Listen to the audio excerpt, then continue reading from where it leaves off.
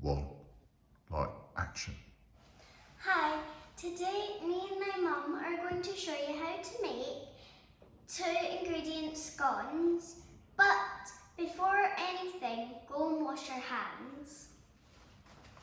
When you're back from washing your hands, in your goodie bag you would have your recipe, a nice shape of a cookie cutter, flour, some cream and a little bit of jam. Now, The equipment you need. the equipment is a large bowl, a sieve, Don't worry if you don't have a sieve, it'll still work, it just puts a wee bit of air into the scones. a knife, a spoon,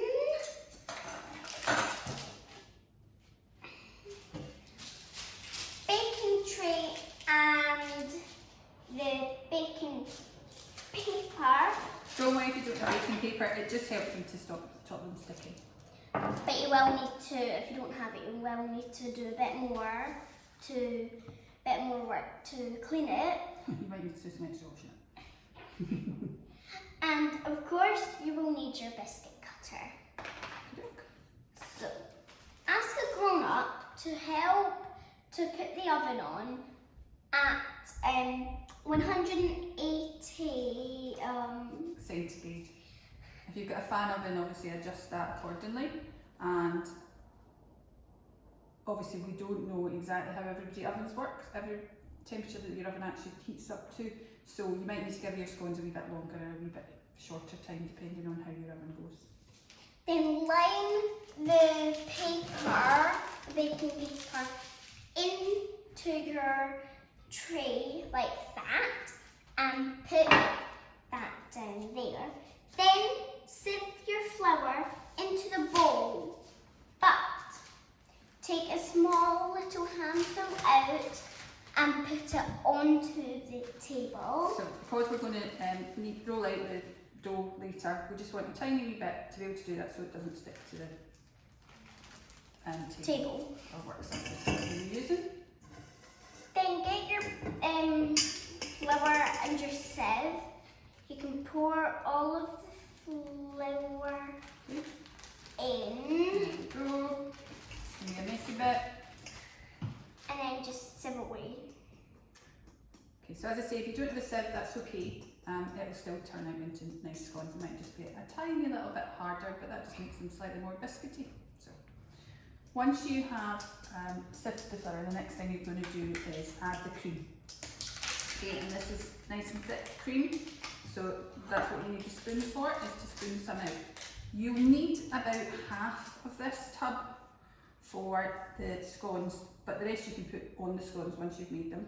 But also, sometimes flour behaves differently, so Let's just put that. add a bit less than a half, and then if you feel it needs more, add some more, because you can't take it away, but you can always add in. So I reckon that's about That half, would be enough. but you can always add more. So, Then get your knife. Oh, and by the way, I'm very sorry if our cat just walks in front of the camera. You can hear her in the background. so we've just moved the cat. Then you get your knife and start mixing it together. And if you do need a little bit of help mixing, you can get some. So you can use your knife or your spoon to mix. And you keep drawing it together, until you get a nice dough like this. At the end you will need to get your fingers in and get them dirty. We're not going to do that just now because we want to show you the next step of the recipe. But you would bring it together, but you want it to be like this. So if, when you've finished mixing it, it seems a bit dry, add a wee bit more of your cream and mix again, okay? We won't know because I'm not putting my hands in just now. So then once you've got your dough ready, and as I say, consistency like this, the next part is to bring it all together and then flatten it out onto your work surface. And get your cookie cutter. Okay, you want to flatten it out till it's about 1 centimetre big, which is about, see the top of your thumb, that's about 1 centimetre.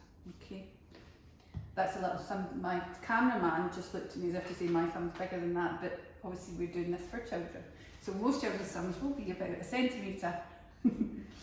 So then you'll get your cookie cutter. We've got a man shape, but you would have a different one. Doesn't really matter what shape, but try to get as many as you possibly can.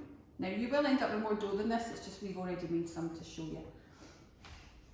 Okay, so once you've cut it out, Don't shake it to the sides. if you can go straight up and down, it helps your dough to rise better.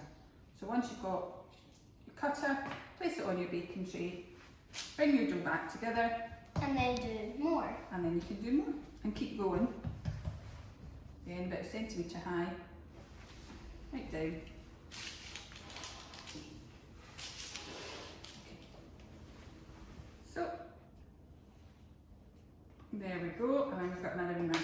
Now if at the end you end up with just a little bit, just shape that into a little A round, small ball. because that'll still taste nice. Okay, so once you've done that, you get them into the oven and make sure you get your grown up to do that. Now, they'll take somewhere between 15 and 20 minutes. You're all going to end up with different sized cutters. Some of you will have stars and whatnot, so that affects how long they take. So somewhere between 15 and 20. If you look at them after 15 and they don't seem right, put them in for a bit longer. So those will go in the oven, but we have some here. Which you will need your cream for this time. Which we made earlier. So they'll come out there, you can see there's our little gingerbread guy, there's a little square one, and then with the rest of your cream and your jam, then you can fill it or put it at the side and dip it in, who knows. That's more what I do, but...